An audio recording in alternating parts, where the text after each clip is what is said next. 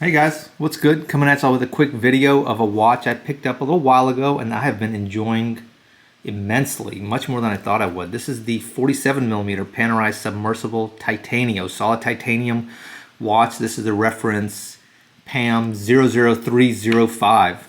A really cool watch. Check out the movement. That's the P9000, Panerai's first in-house automatic movement. And this watch was started production I think about 10 years ago and was produced for several years thereafter. Check this out about the movement. So watch what it can do. A really cool trick here.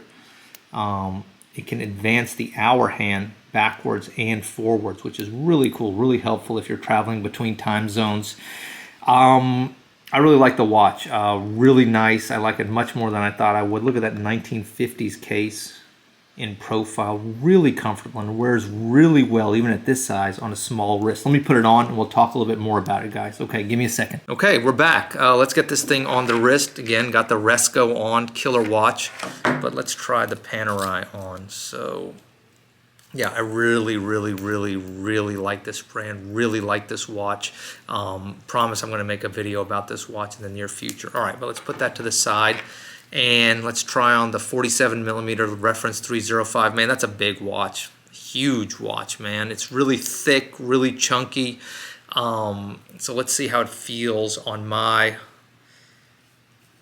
6 1/4 wrist. And there it is right there. Man, that's a big watch. I mean, no doubt. That is 100% Panerai DNA. And I really like the way it fits. I like the way the watch looks. It's super comfortable. You know, I loved my 42mm 683. I kind of alluded to that a little bit earlier in the video. Really like that watch. It's a really cool watch. It's great size. It's got great style. But for me, I just felt like the dial was a little bit too small.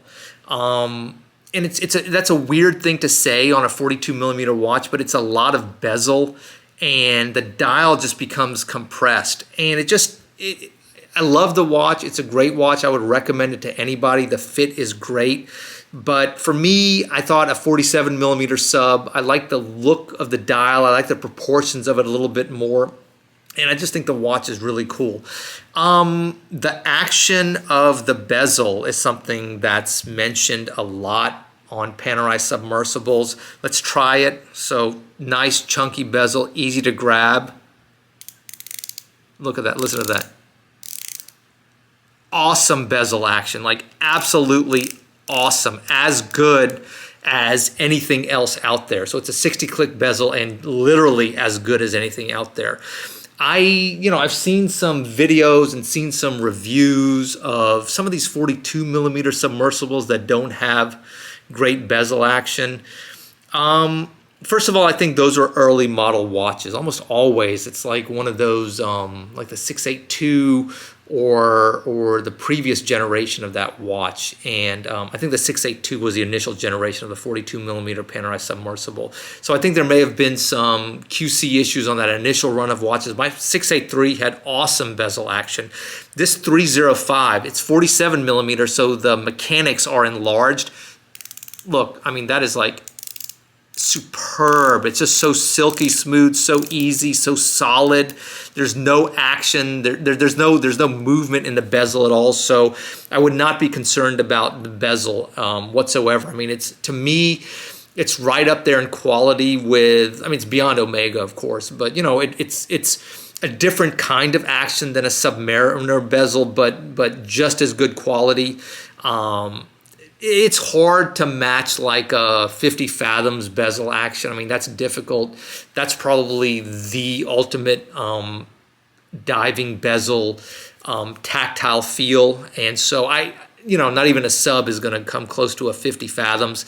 But I love the action on this watch. I love the look of this watch. Listen, it's a big watch, man. I mean, this is large. It's every bit as large as like a big Pilot, but it sits just really well on the wrist. You know, it's thick for sure, but man, it's a Panerai diving watch, you know, and it's something that I think fulfills all of the promises of Panerai. You know, I generally am in favor of Panerai's trend of developing watches in a wide variety of sizes. You know, so they have stuff down to like 40 millimeters up to 47 millimeters.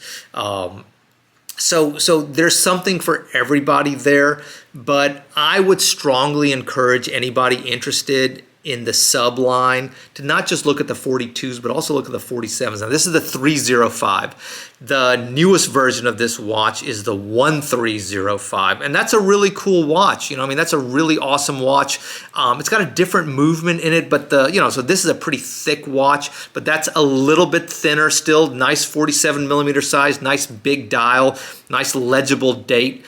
But I really like it. I think the watch is cool. It wears very light because it's all titanium. It's very comfortable on the wrist. It's got a really nice movement. It's got very upscale feel, but it's every bit a tool watch, every bit a diver watch. How much is it?